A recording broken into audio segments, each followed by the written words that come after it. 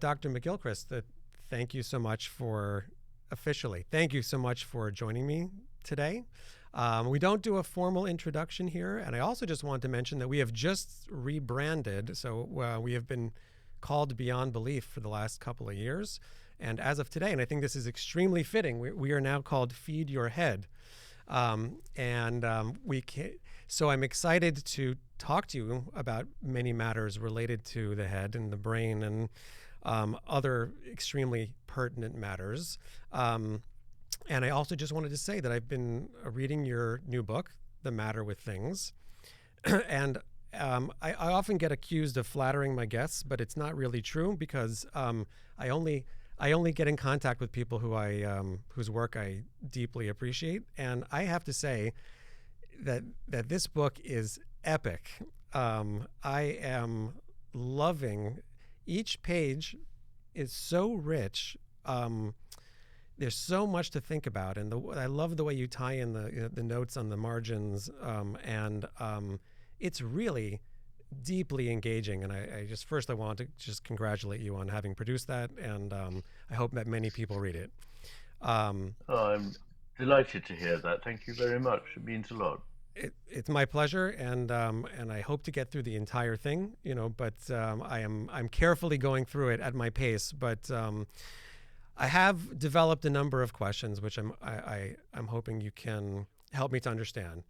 I also watched a number of your videos, and you speak at length and quite eloquently, I think, about, of course, the difference between the left brain and the right brain, and also some of the misconceptions that people have of those differences. But you do seem to lay a certain, let's call it, danger of the left brain and its influence on an individual and on society as a whole. In my estimation, and I'll get back to this later in our conversation, I hope, I was already familiar with these distinctions, but not from this source, from another one, which I'd like to get to. But to me, it seems like the left brain, I think you describe it like this also, is like, it's like a teenager that is highly, highly confident and often wrong about things. Why would you say is the left brain worldview dangerous? Well, what one has to understand is why it is that we have two largely separate areas that are each capable of, on their own, subtending consciousness at all. And very briefly, I believe this is for evolutionary reasons, that we need one part of our brain to be able to focus on a target so that we can get it swiftly and cleanly and quickly. And these are things that we know we need, like food, if it's a bird, to pick up a twig to build a shelter, and so on. So it's a getting and grabbing telos, I would say. The purpose of the left hemisphere is to enable us to survive by manipulating things. Now, this is so important that a whole mass of the brain is dedicated to looking at the world from this perspective. And that leaves the other hemisphere, the right hemisphere, to see the rest of the picture.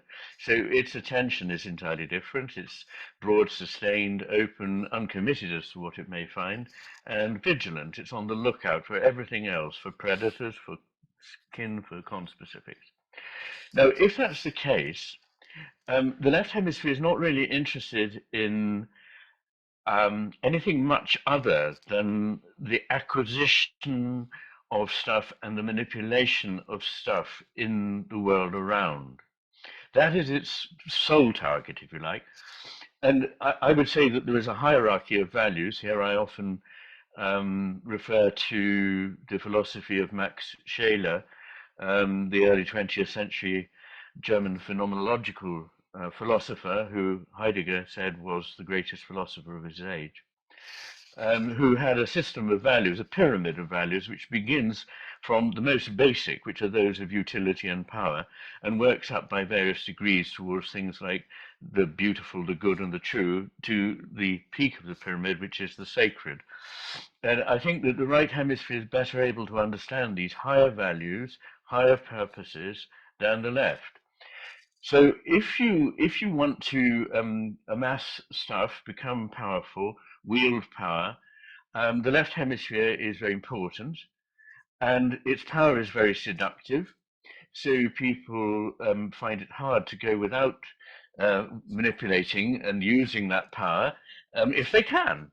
And usually, when I say usually, I mean in the case of three civilizations in the West that I know reasonably well, the Greek, the Roman, and our own, there is a tendency towards, over time, a coarsening of values, a neglect of everything that is subtle, hard to express, better implicit, um, and is really the realm of everything that makes life worth living for most of us, namely um, the business of love, the business of sex for that matter, the business of art, the business of religion. All these things are not well treated by being turned into sequential propositions of an entirely literal kind.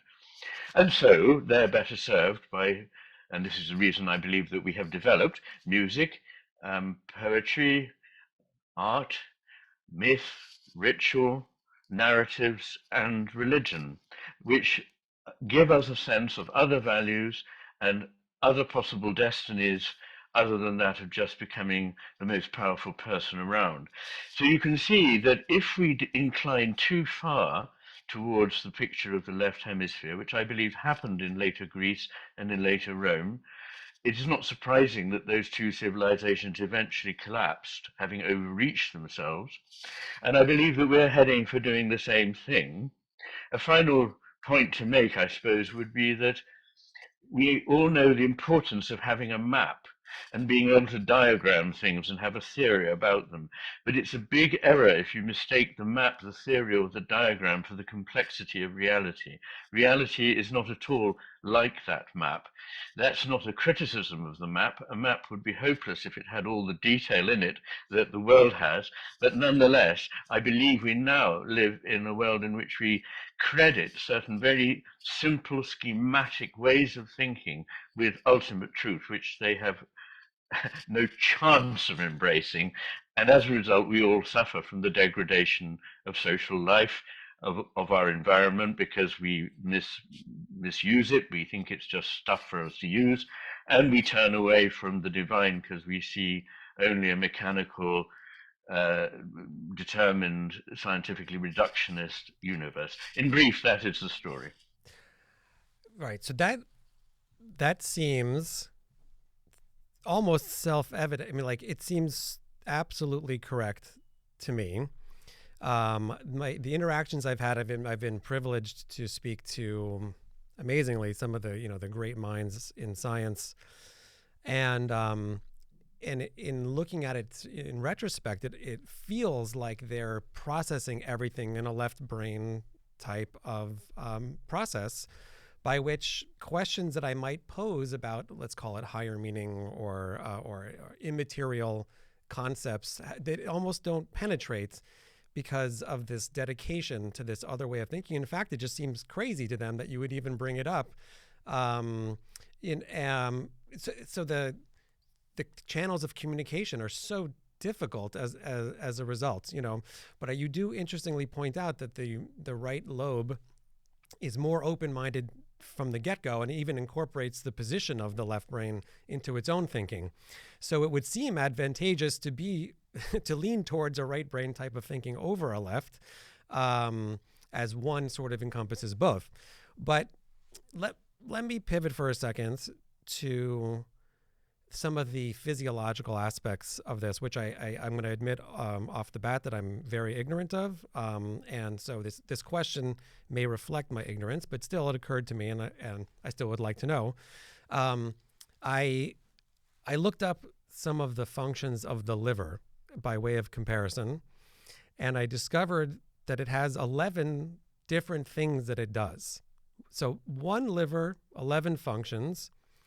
Why wouldn't it be that our one brain could have diversified to encompass both aspects of the attention paying that it does?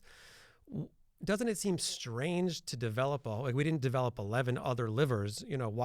How is it that we developed almost another brain to go alongside the one that was already there? Well, I'm not sure that that's a parallel, but let's think about it.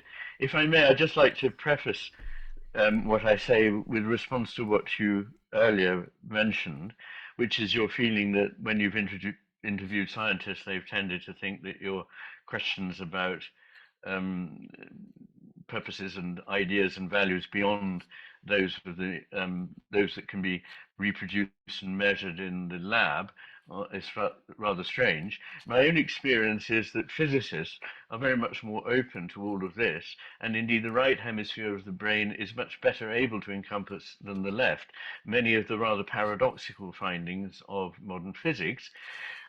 Curiously, biology has gone on being very rooted in a rather rigorously mechanical vision, and that is, I am very pleased to report, now beginning to show great signs of change and development towards a quite different take, more consonant with that of the right hemisphere. But to come back to the idea of the liver having 11 functions, of course, the brain has thousands, possibly millions of functions, Right. and it's a massively complex organ. And I'm not sure quite what it is that you're getting at here, but I'm not certainly saying that it only has two It's functions or anything like that. So could you clarify what the yeah. point is here? I think it's weird that the brain is divided as it is. Oh yes, Physically. And yes, I've never seen one in person, but I have seen it demonstrated on video that if you hold it up, yes, there is the corpus callosum that combines it, yes, but they almost appears to be two different brains. And absolutely. okay, so to my complete layman's point of view, and asking a question that probably has no answer, but it struck me as odd that it would develop in such a way. Um, Yes, that's a good question. And perhaps to pique your interest more, but I think you will know this if you've got into the matter of things at all. The corpus callosum, this rather exiguous band of fibers at the base of the brain that does connect the two hemispheres, is in fact a mammalian invention. So animals up the evolutionary tree until mammals don't have it. They just have two separate hemispheres or proto-hemispheres. So why is this? And it seems to me that it is of enormous philosophical importance because it has to take together two different visions of the world, each of which has something to be said for it, but each of which will interfere with the ability of the other one to act if it obtrudes too much. So, in a way, somewhere we have to make a decision at the moment. This part of the brain is going to deal with this better. And we think that place is in the tectum, or according to some people, the tegmentum, it doesn't really matter, of the midbrain, which is the head part of the brain stem, which has a millisecond to millisecond control center that directs attention. But attention is very complex, and it's certainly not just controlled from there. But I think what if one thinks of the difference between the two hemispheres, and the corpus callosum's function to keep two things apart as much as to bring them together. This is the way to think of it. And what really piqued my interest in the Hemisphere story, there were many things I learned, but a couple when I was a medical student. One was that most of the traffic across the corpus callosum, though it may be technically excitatory in transmission, nonetheless effectively results in inhibition in the contralateral hemisphere. So one hemisphere is really saying to the other one, you keep out of this, I'm better at dealing with this for the time being, at any rate.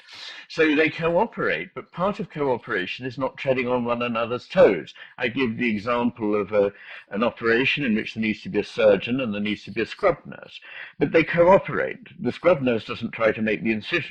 So that is the way things operate with the two hemispheres. I mean, obviously it works, in terms of the structure, however it came to be, is doing its job, so to speak.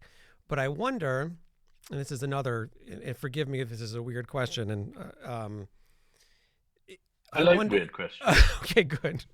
So it also seems to me sometimes that the fancier the brain gets, the worse it is for human survival.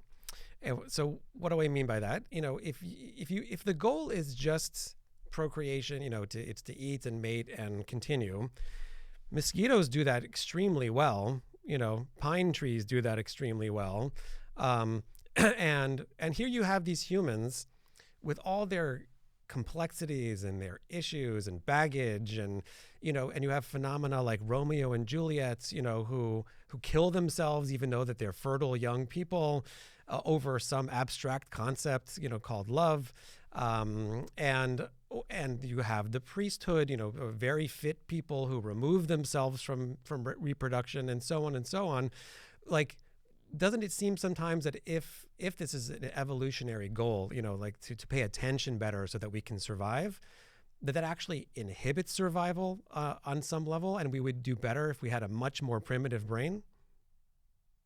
It's a beautiful question, and it reminds me of A.N. Whitehead, Alfred North Whitehead, saying, he's one of my um, most important influences as a philosopher, uh, the secret of persistence is never to have been alive. In other words, if you really want just to persist, inanimacy does much better than life. And even in the case of life, some of the most ancient organisms, there are actinobacteria in the base of the ocean, single examples of which may be 500,000 years old. So if the purpose of evolution is to survive better, it's not what has resulted. And as you say, a tree may be 1,000 years old, but poor old Homo sapiens is, 70 or 80 years old on average. So this brings one obviously to the question, so why bother with life? And I think that the wholly reductionist approach to the nature of existence is wrong in so many ways and so deficient at ability to explain things. But I've come to a position latterly, after reading and thinking and writing a lot, that the divide between animacy and inanimacy is not so absolute as I had thought it to be. I mean, obviously, it is an enormously important distinction, but it isn't the only distinction or the key distinction among those things that exist, not because, as some people might think, life can be approached viewing it as a special form of inanimacy, but because inanimacy can be approached seeing it as a very special case, a kind of asymptotically reduced case of what it is to be alive. And that is because I think of the thing that life brings as being a capacity to respond to whatever there is in the cosmos. And inanimacy does up to a point. So after a few million years, the rocks crumble and earthquakes happen and storms appear and things are eroded. So the forces of nature shape the inanimate world. But as soon as you have animacy, you have a creature that is a billionfold more prompt and more capable of responding on a whole range of levels to what is going on. So I think that is what life brings. And of course, it follows from that idea that life needs to become more complex and more capable of responsiveness. Now, I see everything, let me just, if I may, have a little aside here.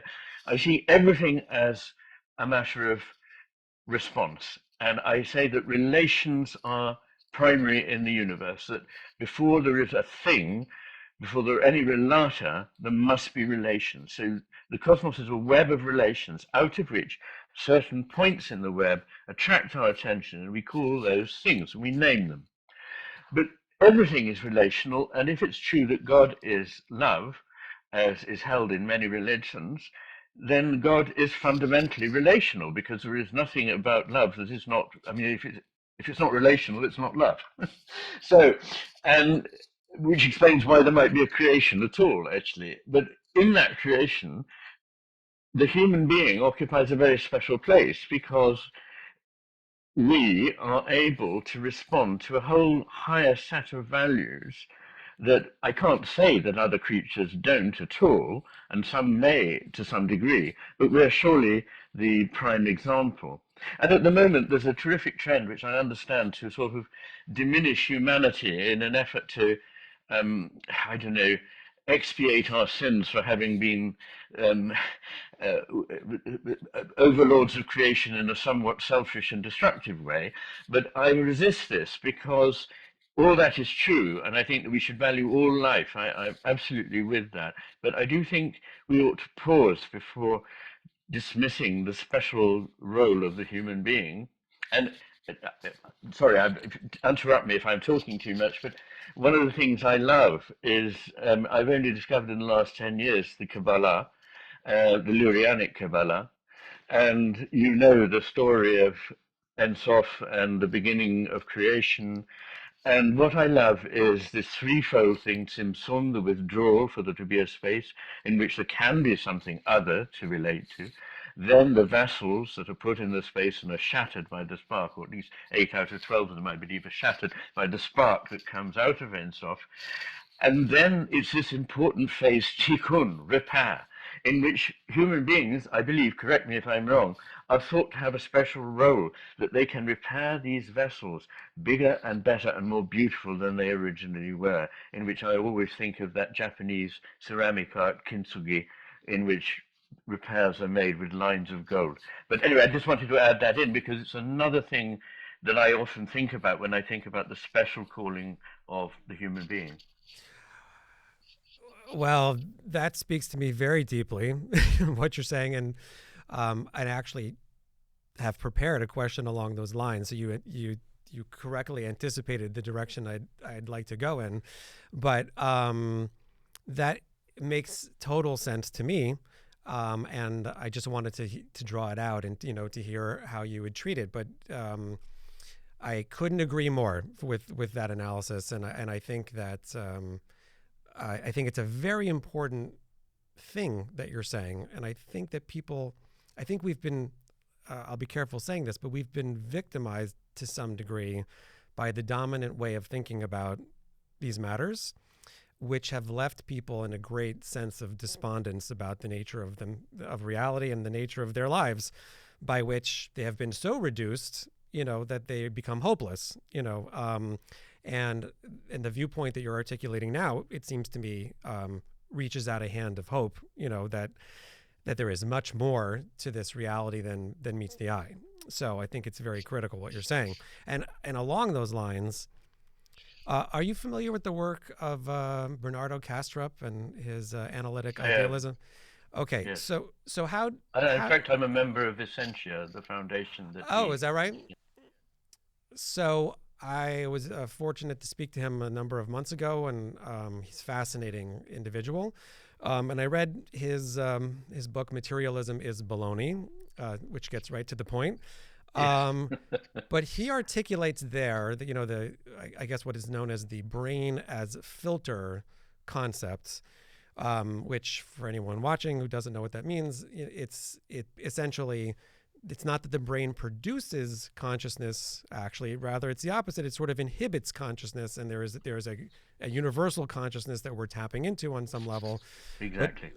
But so do you agree with that assessment? Is ultimately, is the brain sort of holding us back from a more intense connection, or how do you feel about that? I'm delighted to hear that Bernardo is saying that. Now, I'd understood that he had a more typically idealist vision, which I want to qualify, because yes, I mean, ultimately, I say there are only three possibilities for the brain and consciousness. Either it emits it, and nobody has the slightest idea how that could possibly come about, despite a lot of hand waving about complexity. And it could transmit it, but I think very importantly, it permits it. In other words, it's able to produce a certain stream, which is my consciousness, but which is never really separate from consciousness as a whole. and I actually hold consciousness to be the primal stuff of the cosmos. So it is the ontological primitive. So I agree with this position entirely, and I think it was also one that William James had. He has this rather beautiful image of his voice. What is my voice? It's me in a way, but what is it actually? It happens only because there is an obstruction where the air comes out of my lungs, the larynx. And if it weren't for the larynx inhibiting the airflow in certain ways, nothing creative would happen. Now, I think there's a very strong relationship between resistance and creation. And I think one can see this everywhere. And I sometimes say, just for shorthand, but it helps people who haven't perhaps thought like this. One of the things you can say is, what is friction? Well, we all learn that friction is what opposes motion in our high school physics. But it's also what starts motion, because without friction, I couldn't move, you couldn't move, and no movement would be possible. So it is very importantly creative. And I see that the friction, the sort of thing that appears to be obstructing or negating, can itself be the important element in creation. And here I think of the creation of, say, Michelangelo's David, that he didn't put it together. Instead, he had a block of stone, and he spent a couple of years or more throwing stone away. That's all he did. Right. All he did was to throw stone away, and there it was. So, removing stuff can also be a creation. Yes. Okay, so I'm very happy to hear that that you're in support of this concept, and I hope again that more people begin to take it seriously and consider its implications, which I think are great. So let's transition again. In my mind, each one of these questions is moving us forward. I was happy to discover that you read poetry online, and have enjoyed many of your recitations. I am fascinated by art and its relation to all of this that we're discussing, and it's because on the one hand it seems like such an abstract thing to engage in, the making of tones which symbolize nothing, and again are just, like you said, there are disturbances of the air. Why should they have any particular meaning? Or why is it important to organize words in poetry along certain rhythmic structures? What is being conveyed? And this is a big question, and we probably could have spent the whole time talking about this, but in your estimation, why do people make art? And as a corollary to that, why is there even a need for people to express themselves? What's that about? Mm. Very good questions. And as you possibly know, in a former life, I taught literature and research literature in Oxford. So I see that as absolutely essential to my existence. Well, first of all, we are relational beings, and we relate to three very important things, which it's not just a hunch of mine are very important, but there is a large body of evidence that demonstrates that they are important. The relations to other human beings in a stable society where we share our lives and share our values together, the togetherness and the sharing with nature, and the togetherness and sharing with God. So, as I say, these are two-way relations. They are responsible relations. In other words, there is a response from either party, but each party holds a responsibility in a way for the other and nourishes the other and respects the other, ideally. And so this produces something where we are not content with the insights that we have and perhaps the very deep feelings that we have unless we can share them. And the way I can share it, I could have, and indeed have, lost a partner, and I could go down to the pub with you and go, and wail about it and explain about it and say how very sad I feel. But far more intensely, I could write, I mean, many great poems in the English language are exactly about this experience of loss. And they are so profound that when you utter the words, you're already enwrapped in another world, and you can practically feel the hair on your body standing up as you read the words. So it's a completely different experience.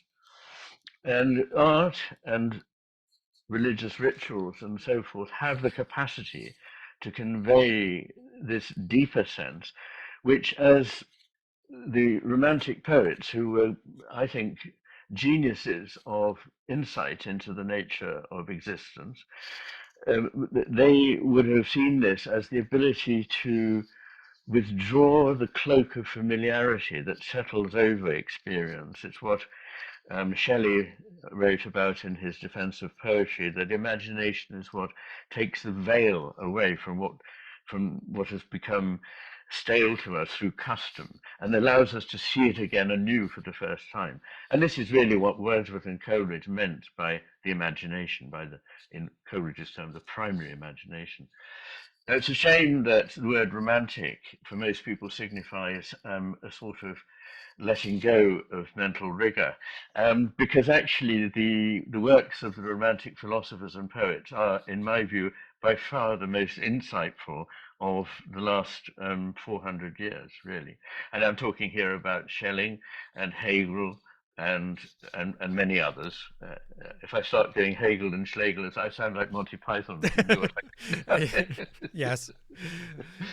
So there we are. That's what I'd say. And then the thing that is so special about it is that in the case of poetry, I mean, you said it's just disturbances in the air, and of course that really is what music is. But I suppose language automatically brings with it conceptual meaning. But I suppose that what poetry does is, in a way, to act against language. It's language using its own force against the deadening effect that language can have. It's again revivifying language. So it's bringing words into a new relationship in which something new is seen about them.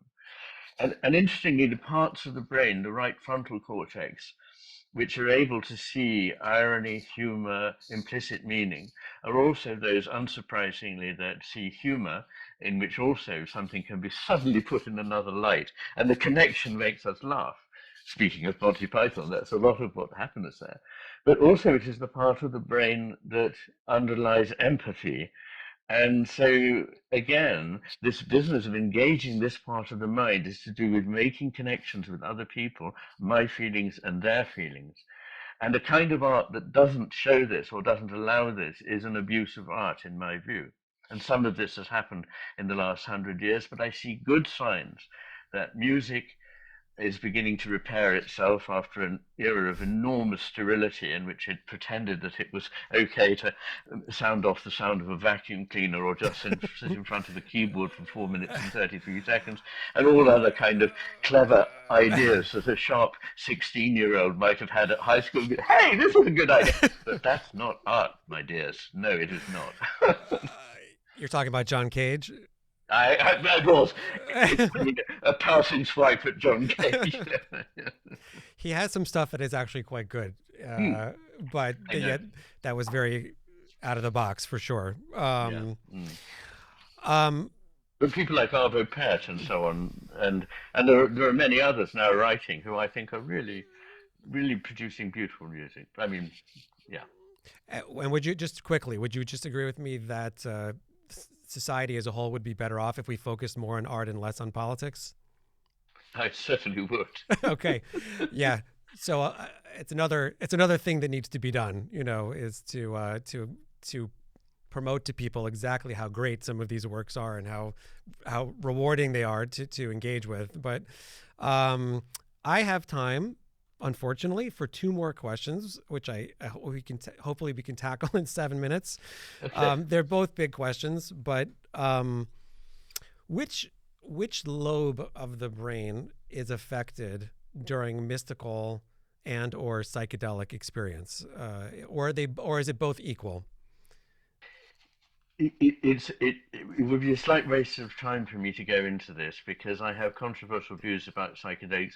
I don't believe it's anything to do with hemispheres, actually. If Okay. anything, it's to do with malfunction of the left hemisphere.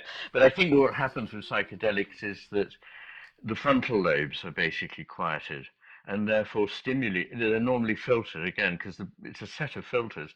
The function of the frontal lobes, in brief, is to inhibit the posterior parts of the brain. And again, this is highly creative. Inhibition, by the way, limits are creative. Let us get that message out there. It's not creative to do away with inhibition and to do away with limits. But I think that's what's going on, and it's not hemispherically. I have a brief aside on it in the matter of things.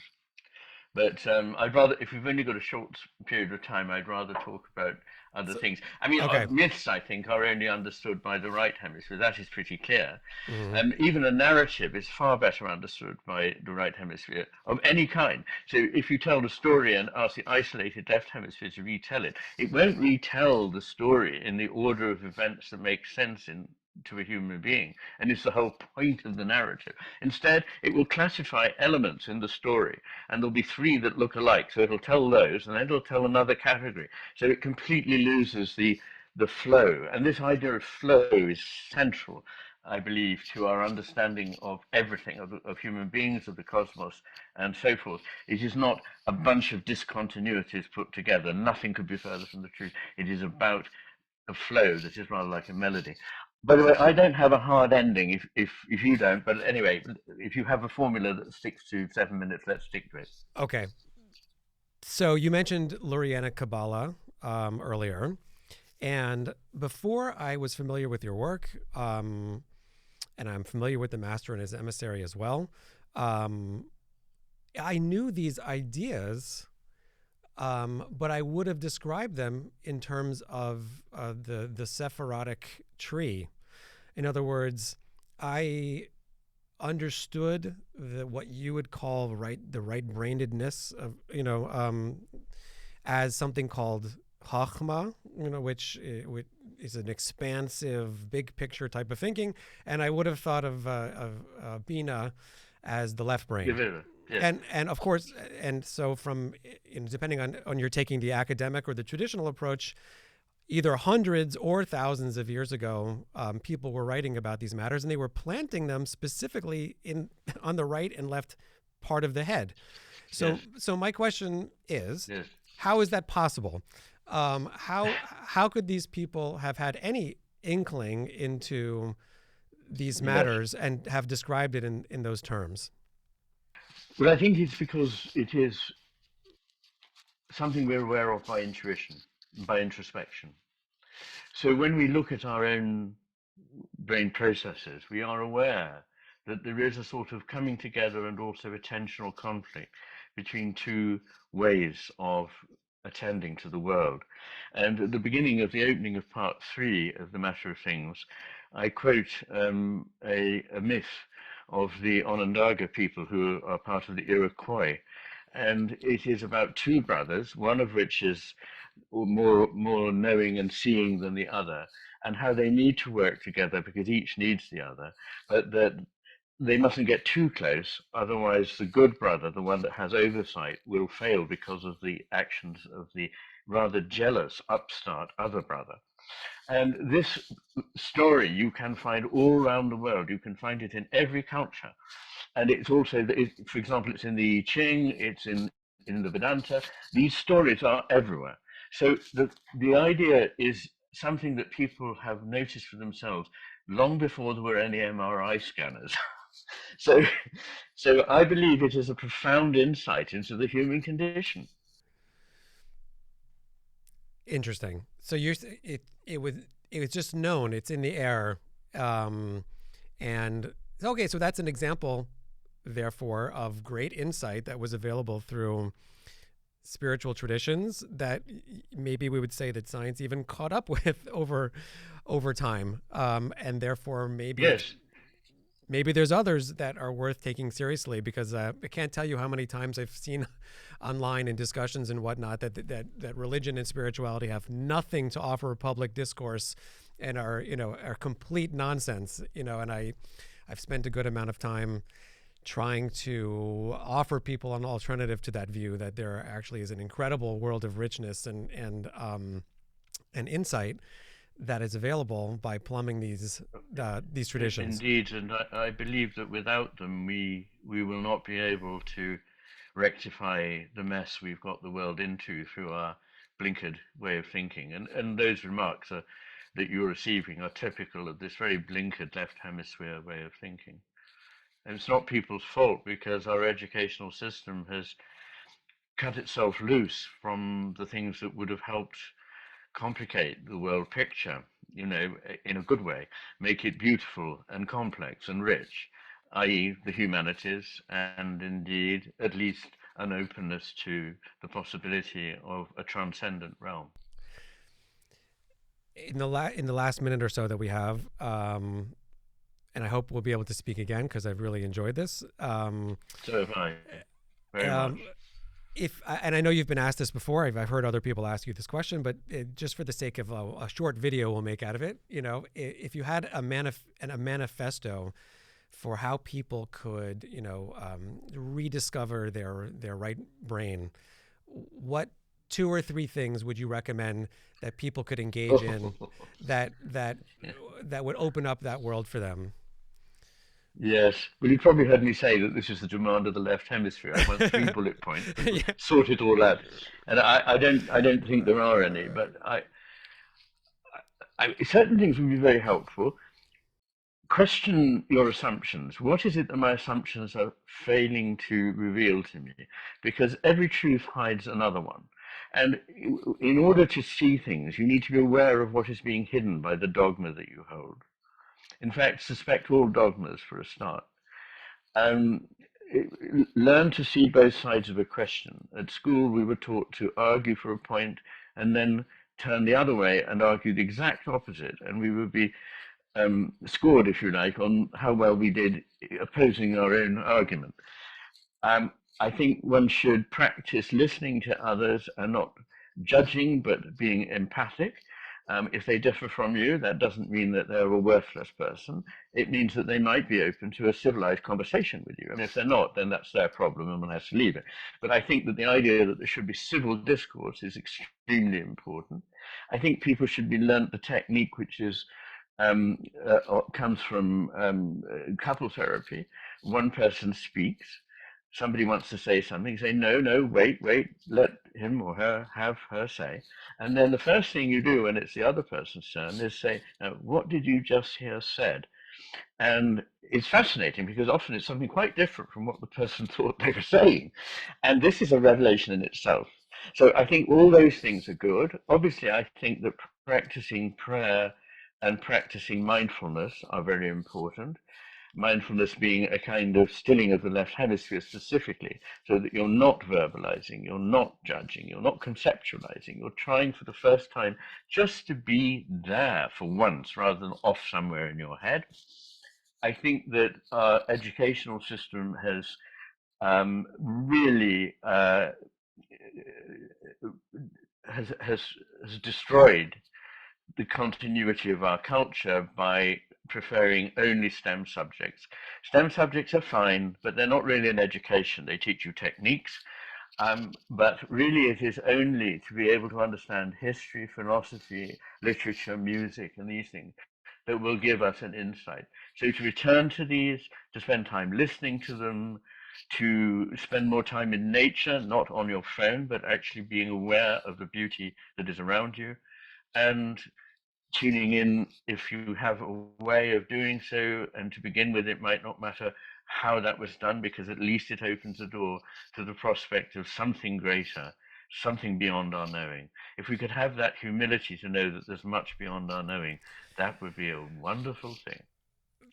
Well, Dr. McGilchrist, that was, like I said, a really stimulating and insightful and fun conversation, and I really appreciate your time. And furthermore, I'm going to recommend that people go and check out your work, whether online or in book form. If I had the resources, I would buy one for every home in America, and make it required reading. And whatever little thing I can do to publicize your work, I actually think it's quite critical, and I wish you a lot of success in getting your message out to as broad an audience as possible. So thank you so much for being here. Thank you very much. I've thoroughly enjoyed it, and I hope we can talk again. Okay, I hope so too, and enjoy your time in Savannah. I will. Off to San Francisco soon.